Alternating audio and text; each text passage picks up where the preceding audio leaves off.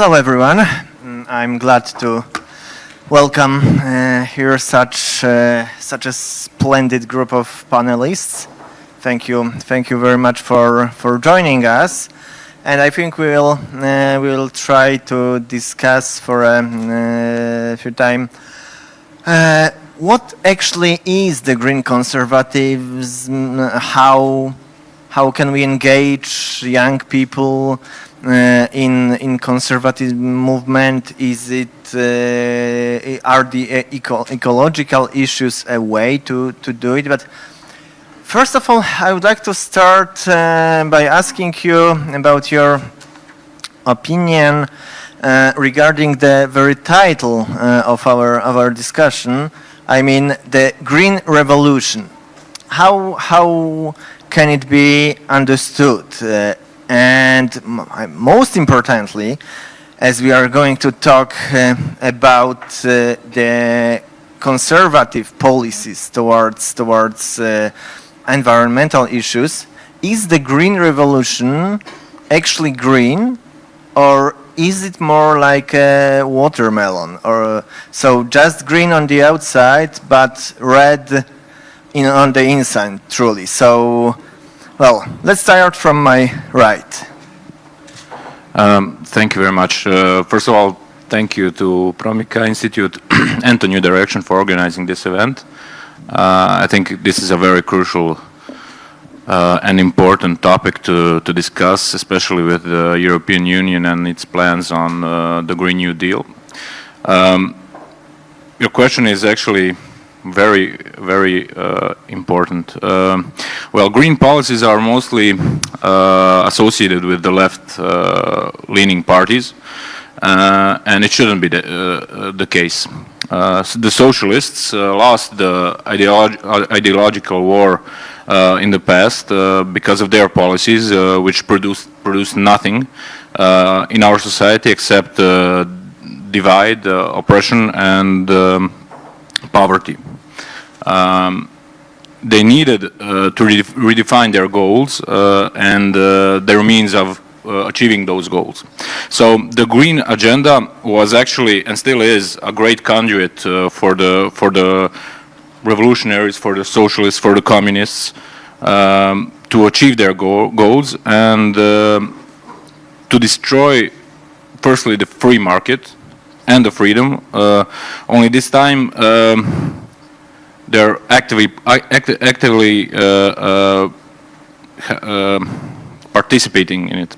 But it's very interesting to notice that their policies are all very closely connected to socialist economical ideas, doctrines.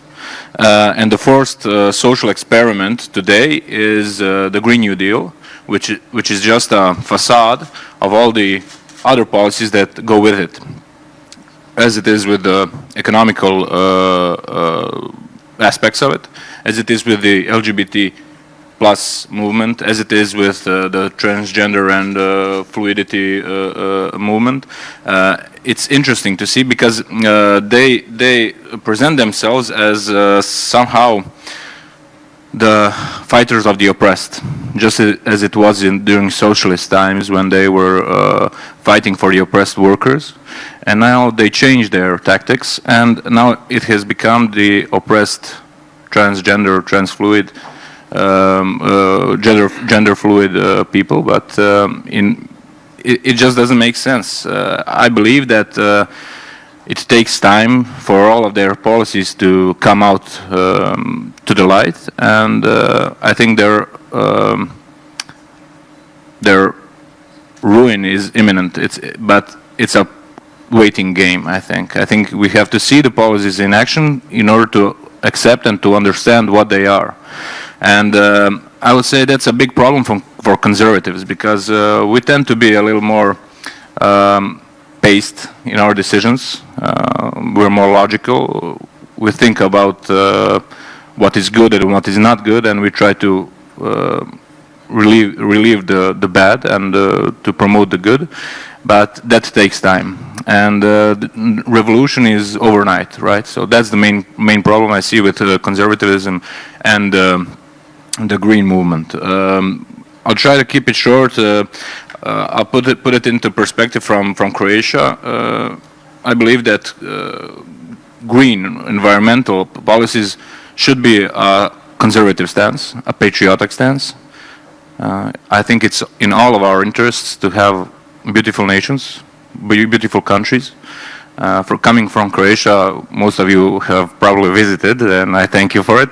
The Polish people we see you as our partners, as our friends, and to be a patriot in Croatia means to love our country and to love every part of it, including the environmental stages. And the narrative of the lefts are that we are against nature, which is not true. In Croatia, 20% of our GDP is based on tourism, and if our patriotic parties in Croatia don't accept and don't promote environmental ideas, then it becomes a problem of our nation, of our existence. So I believe it is very important in terms of Croatia, but it is important for every state to have it to promote these ideas.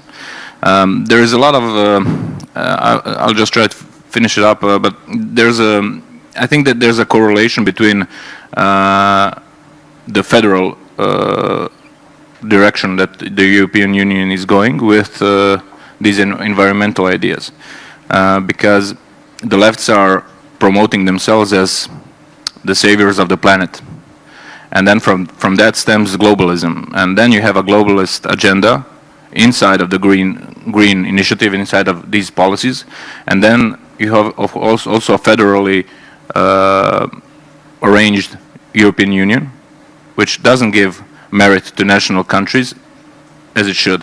So I think it's a complex problem. It's not as black and white as it's presented. Of course, everybody loves trees. I love trees. I wouldn't cut down trees for no reason.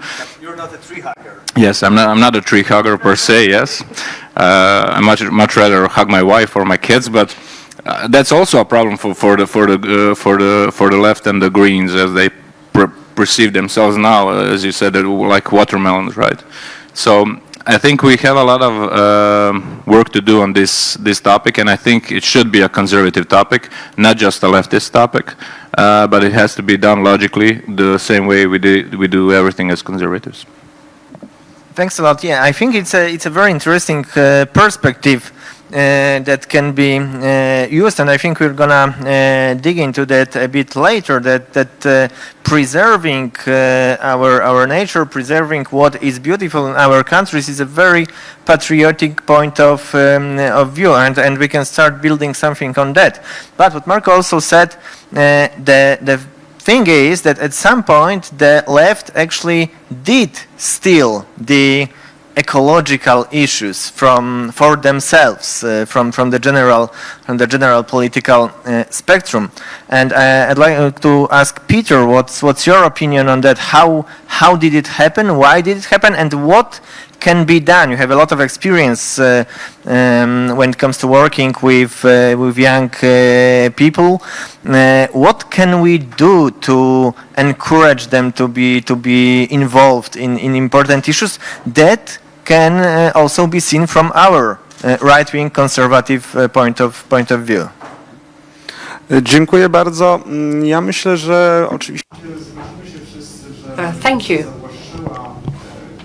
I think that we all agree that the left has appropriated itself with these issues, climate, the environmental protection.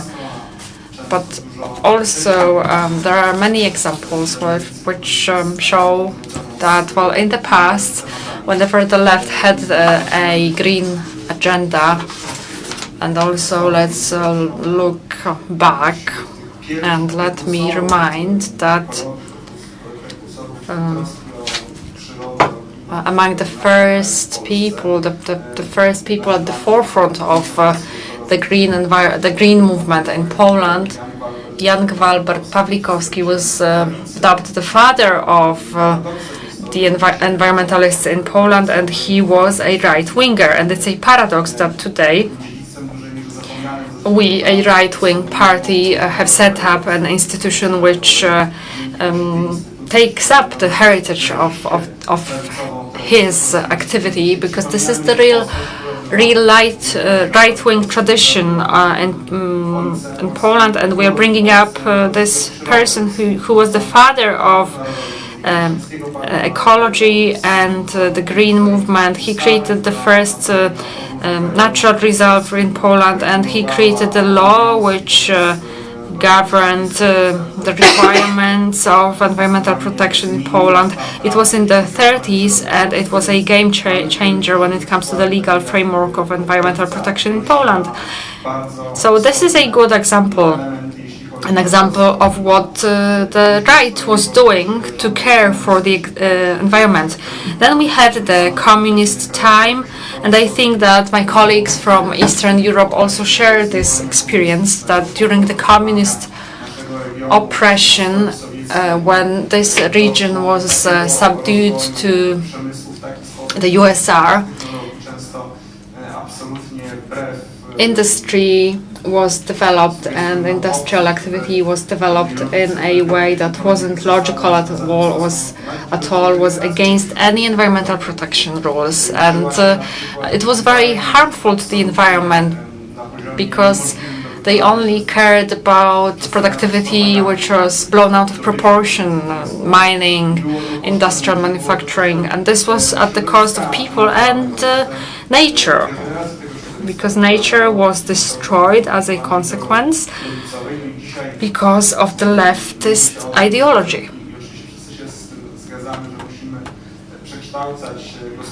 And now, well, we all agree that we have to reshape our economy to minimize the environmental impact.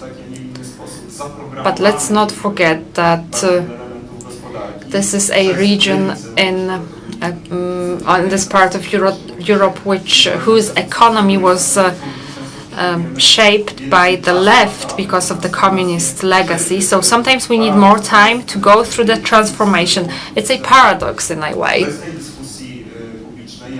But in the context of the current public debate, I have to say that young people in Poland are very interested in the protection of the environment, in creating sustainable policies, and it fits in very well with the law and justice policy, because this government, our government, takes care of an economic model which doesn't only focus on money as it used to be before, but this is a sustainable, a balanced approach with a strong pro-family element, with a sustainable development in this country.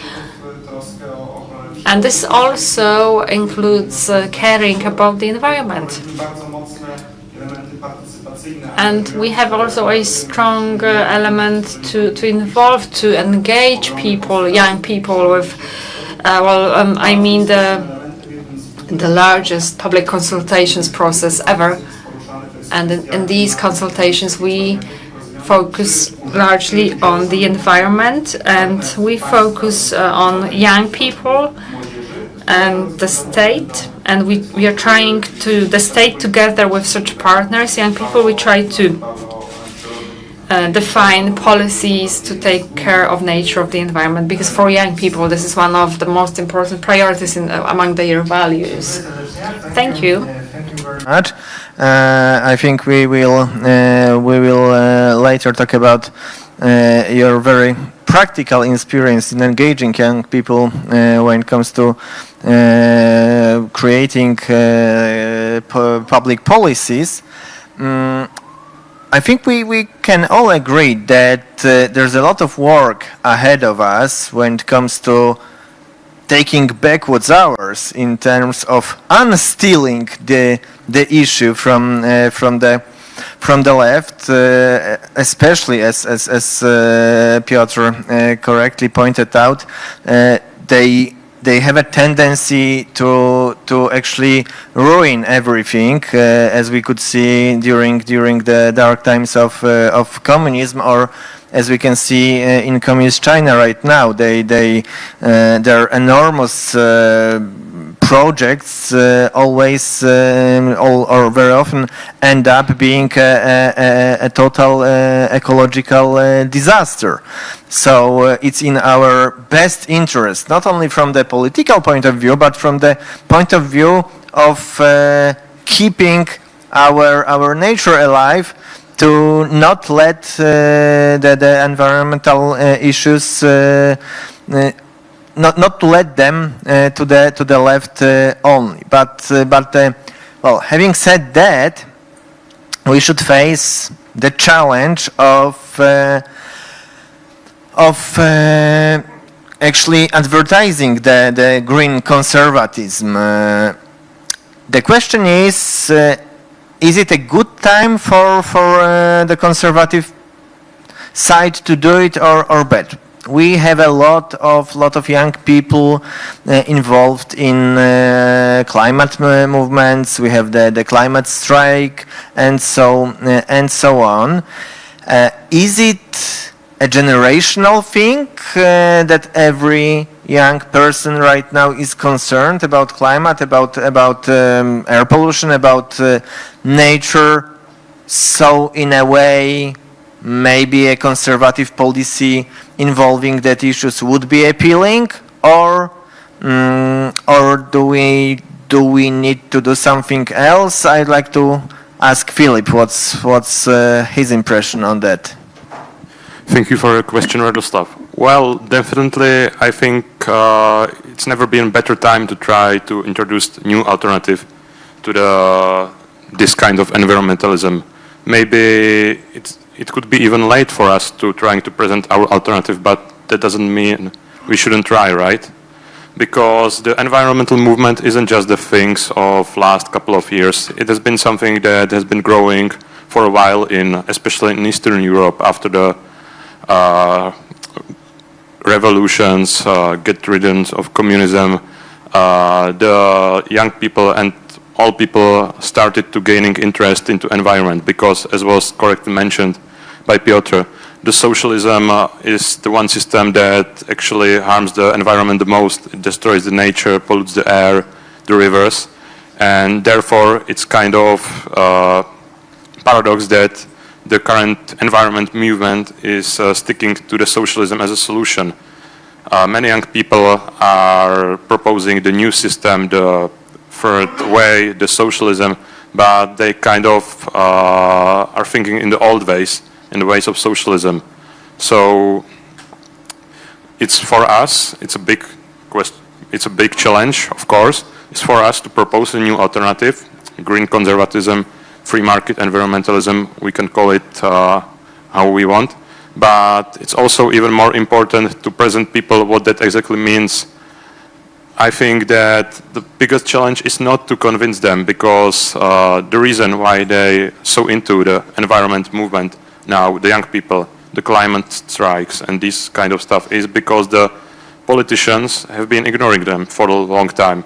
The frustration has been accumulating in them in the couple of years, and maybe in decade, and that's the reason why they're so strong now, why they are so radical in their proposals, because they're afraid that there is their only chance to do something with that. So I think that we can even use that to propose them other alternative, to show them that there is the different way, and to finally try to hear their voices, try to hear the voices of young people. Well, how to do that? Firstly, you kind of did it by inviting me, which I'm very thankful for. Other ways are, of course, to get more young people into shaping what the green conservatism should even mean, to listen what they think about that, so they don't feel ignored again, which is the reason why we are here, where we are now, right? So I would say that bringing more young people into the debate, taking into account their opinions, is definitely a way how to gain their support, but it's only not the political gain which can be get from that. It's also the whole outcome from environment, because the young people have many entrepreneurs, many bright minds which can help us with the innovations, new energy alternatives, and kind of reshape the whole Green Deal plan more into the green conservatism shape. To be honest, I think that Green Deal is now reality. It cannot be undone, but it's our work to shape it the most pro-market way how it could be done, and also to allow the young people to have a part into that, because after all, it's about the future, and young people will definitely have to say in the future the most of us. Thank you very much. I think it's a very good point, and this should be something that we as politicians, as people who are involved in the public sphere, should keep in mind in order not to estrange those people. We should actually try to understand some of the concerns. Of course, as we do not have to be suddenly open for all the fluidity when it comes to pure biology, what was mentioned by Marko, but I think it was very wise to mention that many of those people just want to be heard. They want someone to listen to them, and maybe the left was the ones to do it first, but it doesn't mean that the conservative side cannot still do the same. The thing is how to actually do it. Is it the way of branding things?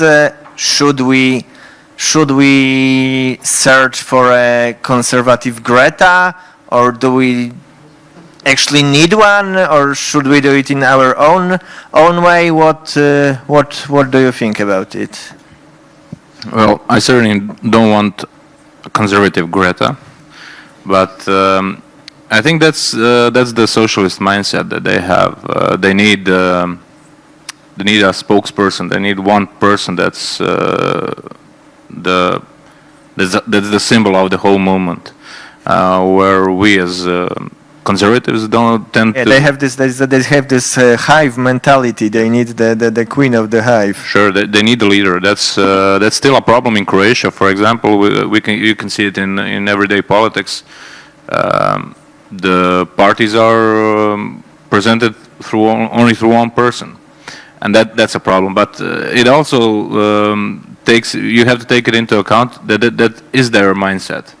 And in terms of, well, let's say, how to take it into our own hands, I would say that it's gone so far right now that I agree with Filip. I think it's going to go through, and but we have to do everything we can in order to derail it as much as possible. Not because of the environmental issues, but because of the mindset that they're trying to impose on our people. With the young people, it's well, I think it's a complex situation, because I always think about the suburb wives in the States. You know, they have a very good life. They live very well, and they get bored, and then they go to fight for the freedom of the squirrels or for their rights. So I think it's similar, not at that level, but I think it's similar. We all live good lives, but it takes not very much to disrupt that life. You can see it right now with the crisis with the war in Ukraine, and I think we have to be prepared for everything. But in terms of the green conservatism, or should it be a revolution, or should it be revolutionary? I think it not. And it's hard to compete with radical, extreme ideas, and that's what they're presenting. That's what their narrative is.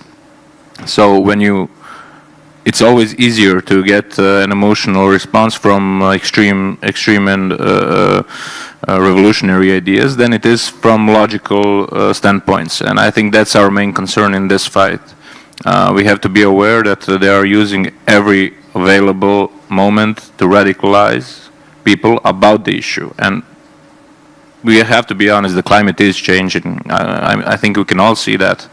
I can see it in Croatia, and something has to be done, but not in the way that they want to do it. So I think it's on us to try to be the voice of reason in the political debate, and try to amend as much as we can in our society their influence. How to do it, that's more complex, but one step at a time, I think this is a great start. Yeah, the question of how to do it is actually an important one for sure. But I think Peter can tell us a bit about this, because that's actually what he is doing for the previous few years, trying to get the young people involved in the public sphere, into shaping the public policies, and I think once they get involved and they can see the reasoning behind it, it's much easier to build a conservative green movement or a conservative patriotic natural movement, however we want to frame it. Zdecydowanie zgadzam się z tym, że I definitely agree that especially young people need to be heard, especially those young people who are involved in public issues, public policy, who are social activists, who are volunteers, which we understand broadly as civil society. And for several years now, I've been involved in that. So youth policy and social activism. I wanted to speak about an event that took place last year, which was the largest public consultation in Poland. And there was a consultation where there were 30,000 young individuals from all regions, all 16 voivodeships. And within those consultations, at least once in each voivodeships, and sometimes in several, there was consultation sessions which were based on the fact that young people within a number of subject matters could, in an unconstrained way, present their expectations towards the government, and through workshops there were specific ideas, proposals, recommendations in terms of public policy. One of those areas, there were 6 main thematic areas. One was ecology and climate. Of course, I can't right now speak about all the conclusions. The report is over 10 pages on ecology and climate. And once again, there were a number of other subject areas, and this is something that the Law and Order Party has introduced and implemented in the decision, inviting and involving the youth into the decision-making process. In terms of the main conclusions, I would like to mention that the postulate that was repeated in every voivodeship was the one pertaining to the introduction ecological and climate education in all schools, because again, with the main problem in most voivodeships was not the problem in the government but in society, that according to young people, society, maybe it could be the generation of their parents, of their grandparents, they don't have the appropriate knowledge level on what badly impacts the climate and negatively impacts the climate. This was postulate number 1 in all the regions of the country. We, of course, responded to that postulate as government administration, and thanks to very effective and efficient action as well as cooperation with Minister Arczarek and the Ministry of the Environment and Climate, Minister Kurtyka, and then Miss Anna Moskva. Together with young people, based on a dialogue, we prepared the scenario of the circumstances that will be introduced as part of the curriculum in schools. And then we will conduct the climate and ecological education, because youth want this, because youth notes that this is a problem, and also expressed an interest in co-creating through a participatory process of participating in policy creation, that on the one hand the environment can be more clean and tending to the planet, but also showing young people that we are open to them, that if they have a specific proposal and together with the administration, with the political decision makers, they want to create the policy, they have that possibility. There were many more of those because it pertained to economic and entrepreneurial job counseling. Since we're speaking about climate issues, then I would like to emphasize that a number of other postulates that were raised by young people, either they are being realized or will be realized. For example, the thermomodernization of schools, educational facilities. Youth want schools to be zero emissions, that they do not pollute nature. And there was also from the Fund of Environmental Protection and Water Management, there was a program together with the Minister of Education and Culture in the area of those schools which are subjects like artistic schools, and a number of other postulates and proposals related to protecting monuments, national monuments, sharing food, other ways and areas where you can share thanks to these zones. Also the lessons that would take place in national parks or educational activities, spending more time in fresh air, for example. Biology class could definitely, a lot of time could be spent somewhere learning outside. And thanks to the fact that we are open, I'm deeply convinced that even with individuals who come from contrary ideas and ideological attitudes, it's evident that we are persevering, that they care for the climate, that we want the same, but maybe we're speaking about it and using a slightly different language, speaking about it differently. Maybe the way we communicate is differently, but I'm convinced that many of these postulates which the ecologically dedicated youth is involved is common to us. And I think that thanks to this open approach to society and to youth, we can do a lot more. Thank you very much. I think it's quite interesting that what you mentioned, and that this came straight from the young people who took part in the consultation. So the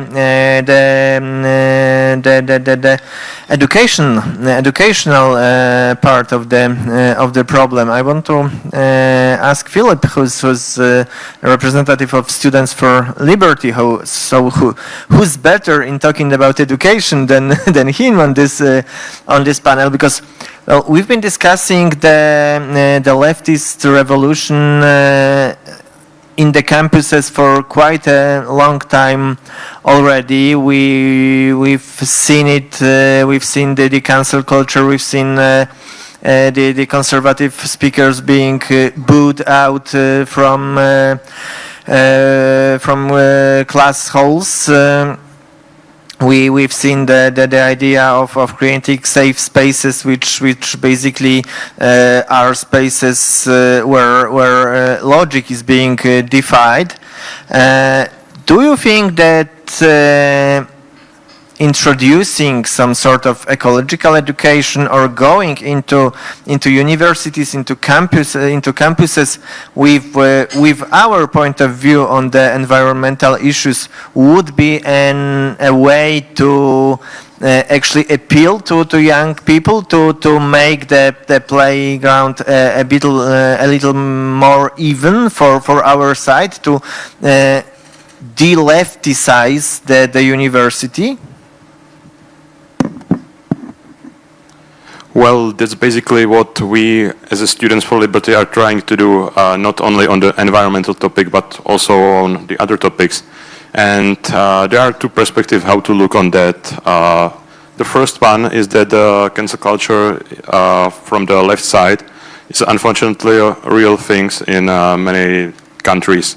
And I think it's overall a big problem, not looking on the specific topics, but in general, because I believe that there should be some level of academic freedom, that every academic or student should have the right to present what he thinks and argue with each other, which is, I think, great for the better development of our knowledge and our society as a whole.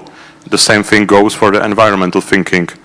The environmental thinking is, fortunately, one of the newly discussed topics on the university ground, so I don't think there is much of oppression from the left side, and it's even more or less relevant for them because they don't think that we are relevant in that, which is unfortunately true, and we are we are right now trying to do something with that. So maybe in the near future, when we became a serious threat for them, they might try to cancel us. But right now, what I have viewed and what I think is a real thing, that the leftists very enjoy just to go and argue about different point of view, especially in the environmental side, and especially in Europe, where we are not in the level of the war on academic ground as much as in the United States.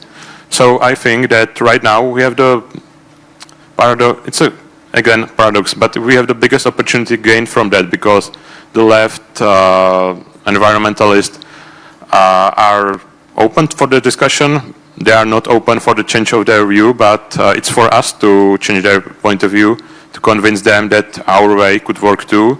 And as I mentioned before, there are a lot of young people among them who are not entirely ideologically motivated. They are just motivated by protecting the environment, the nature. And the left ones were just simply the only ones who heard them. So I think there is a lot of undecided students, voters in that movement, which can be convinced in these discussions in universities or in public discussions, because I really think that they are still open for discussion, even if their motives are rather to mock us and not to hear what we want to say. But still, we can get the space for presenting our point of view, which I think is very important. Thank you, and I think it's quite optimistic what you said, that maybe this is a very good moment for shaping our policies and for going forward with the issue. Well, we have just a few minutes left, so if there are any questions or remarks or insights from the audience, now it's the time. Yes, please. I can lend you one. Yeah, that's it. And then I come, because if it's I wanted to share an anecdote I've heard a year ago from someone I trust. In the Polish Fridays for Future movement, there was a vote whether they would endorse nuclear energy or not about 1 year ago, and it went out 87% in favor.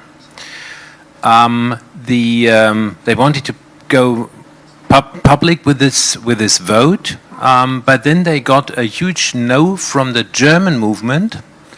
The German Fridays for Future people told them not to launch disinformation because it would harm their political fight, and it was essentially the political fight of the Green Party in Germany. So there's two remarkable things. One is that the Germans are patronizing the Polish once again, but the second is they obey. The Polish people obeyed, and I just wanted to bring this to your attention. I don't know whether you knew it. I think this is a scandal that really deserves some more digging into it. Yeah, thank you very much.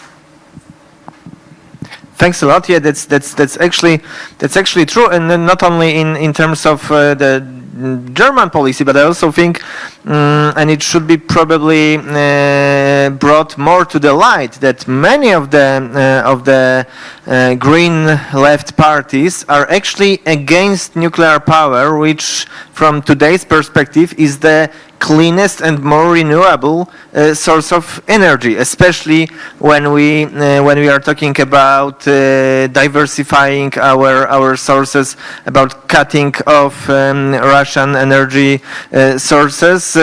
Going against nuclear power is well, it's worse than a sin. It's a mistake. What's your opinion on that? Anyone? I just wanted to say it's not that scandalous because they're globalists in their soul. They are federalists on the European level, and I don't think it's strange for them to say to have these kind of compromises. We would see it as a compromise because we consider our countries to be the highest authority in terms of politics. At least I do, from a Croatian standpoint. But for them, it's not a problem because they don't see countries. They see only a federally arranged European Union. Filip? Well, actually, I heard from my friends who are involved or were involved in Fridays for Future movement in Czech Republic that they are very in favor of the nuclear energy. And it's, I would say, a big trend among the young people in Czech Republic, definitely, and now, as you mentioned, in Poland. So I think this is also a good thing for us, and we can pick it up as an opportunity. Because when you look on that, as I mentioned, the Green Deal is somehow done thing. The only way for us is to shape it in the right way. And one of the right way is to shape it with the nuclear energy counting in the plan. So if we can just use their support or use the voices of the young people, even in the left environment movement for the nuclear energy program and the propagation of the nuclear energy, I think it would be also a big win for us. We don't need to convince them in all of our ideological standpoints or all our economic standpoints, but maybe it's enough just in some of them, like the nuclear energy, just to shift the Overton window a little bit. Thank you. There's a big light shining straight into my eyes, but Peter, if I can see correctly, had another question. Sure, thank you. A question on animal rights, something we haven't discussed. I guess that's sort of part of the whole environmentalist debate. And I'm not 100% I convinced myself what to think of this, but my impression is that it's seen as more and more as an important political topic, even in the Netherlands, but also other countries. There are animal rights parties separate from the Greens. They tend to be extreme in one way, but then typically not so left-wing in the other. So perhaps, let's say, what's your idea about this? Maybe especially the young people, do they see it as an increasingly important topic? And how should conservatives deal with this? I mean, in Brussels we now have a very important debate on this, on how the left refuses to ban slaughtering animals without tranquilizing them, and this is of course following the pressure of the Muslim electorate, despite the fact that in many Muslim countries there simply is such a ban. So I think it's actually perhaps a more important topic than some people assume, me included. And yeah, I'd love to hear your opinion about it. Well, fortunately in Croatia we are a couple of years behind, so we don't have those problems yet. We just got the Podemos version of in Croatia just got elected to run Zagreb, and it's been last year it's been a week, 1 year, sorry, since they got elected, and you can really see that they're incapable of doing anything but painting the benches in rainbow colors. But I can understand the point, and maybe that's part of my comment on the squirrels and their rights, because when you have a situated life, when you have a good life, which the free market brought to Poland, let's say, for a great example of the transition from socialism to open market, when you get comfortable in your life, then you start to raise questions about, you have to have a purpose, you have to fight for something. So I think that's the main reason, is mostly they're just bored. But that's my personal political opinion. Well, I have only one short remark for that, and it's rather, again, optimistic one. Because when you look on the mass production of the livestock and the meat, it's been a lot of discussed in recent years that it's completely unecological from the production of CO2 emissions and this kind of stuff. But on the other hand, there is alternative or more decentralized farming in villages with the stockkeepers with some small amount of stock themselves and own them. But the problem is that European Union, from one perspective, they're trying to ban this mass production because it's so unecological. But on the other hand, they impose so many regulations, standards, which are, in consequence, banning the small production because it's so costly for the small producers to open their own farm, their business, and to fulfill all the expectation and regulation direction from the EU, that the European Union is not allowing us to have the more ecological alternative and even the alternative more friendly for the animals. And sorry, I just wanted to, let's say, fulfill a little bit about the topic, because it's the same in agriculture. With the Green New Deal of farm to fork, they have ecological, how do you say, like barriers, right, that they have to meet. So they're planning to cut production inside of the European Union in order to have more ecologically eco-friendly produce, but at the same time they want to import into the European Union. So they're raising prices because of the ecological treatment or not pesticide and so on. They're producing less because the yield is much smaller, and they're importing not regulated cucumbers, because in Croatia there's a problem. If you have a cucumber that's not straight, and if it's not 15 centimeters, then it's no good. Then you can't eat it. And it's a little bit homophobic, yeah. But it's a problem because all the regulative that we see in the European Union is becoming a problem, and that's when you have bureaucrats running the European Union.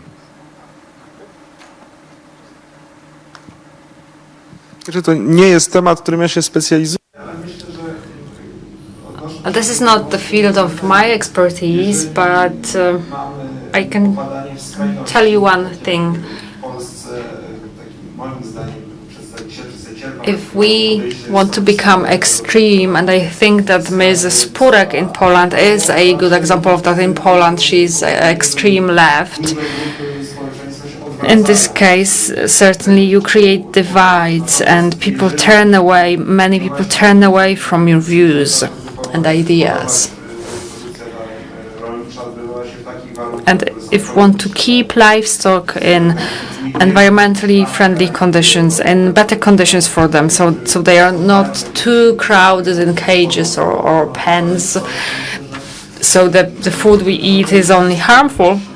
So if we want to avoid that, this shouldn't be controversial unless you're a lobbyist for a specific industry, because such groups will want to produce as much as they want, no matter the quality of what they produce and no matter the harm to animals or people it supposes.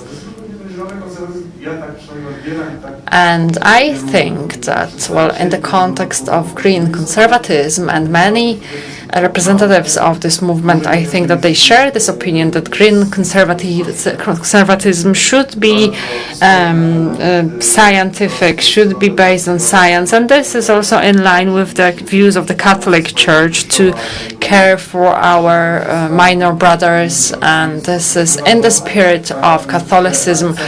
This should be balanced in such a way that the stress is put where it should be placed, instead of turning everything inside out and upside down.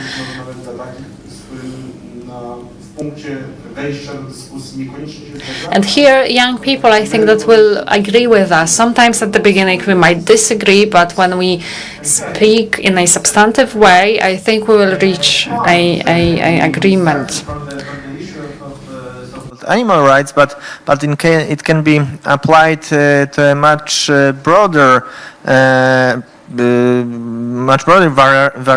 variety of things. So when we have the extreme left with the crazy ideas on the one hand, us by being the voice of reason and having logical ideas, we may be actually quite appealing to people who care about the issues, but they are not completely crazy about that. As Piotr said, I think from our perspective, it's more, when it comes to the example of animals, it's more about getting rid of unnecessary cruelty, to treat animals fairly, rather than trying to argue whether they should have voting rights. I think we should be wrapping up. The good thing is that the truth that the conservatives are the best conservationists is still alive. And what we can take out from today's discussion, I guess, is that first of all, if we don't act defensively, if we don't leave these issues to the left, if we don't call them at the very beginning that this is a leftist BS, but we are open for the issues, we can actually invite more people to our side, and also by addressing those issues and presenting our arguments, we can sometimes win over people who are ecologically involved, but they can at some point learn that the conservative way is the better way, and I think we can all agree to that. Thank you very much. Thank you, and we're waiting for my good friend Piotr Mazurek to address us. Thank you very much.